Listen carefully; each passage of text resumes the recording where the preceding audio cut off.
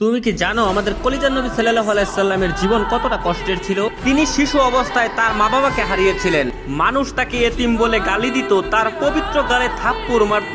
অসহায় নবীর কান্না ছাড়া আর কোনো পথ ছিল না। নবুয়ত পাওয়ার পর তার আপনজনরাই হয়ে ওঠে তার চিরশত্রু। তাকে পদে পদে হত্যার চেষ্টা করা হয়। মানুষ তার শরীরে ময়লা আবর্জনা ছুঁড়ে মারত, তার রাস্তায় কাঁটা বিছিয়ে রাখতো। মানুষ তার শরীরে পাথর মারত। মানুষের ছুরা পাথরে নবী করিম সাল্লাল্লাহু আলাইহি সাল্লামের দাঁত মুবারক শহীদ হয়ে যেত। নিকৃষ্ট পাষাণরা নবীর পবিত্র মুখে থুথু পর্যন্ত ছিটিয়ে দিয়েছিল।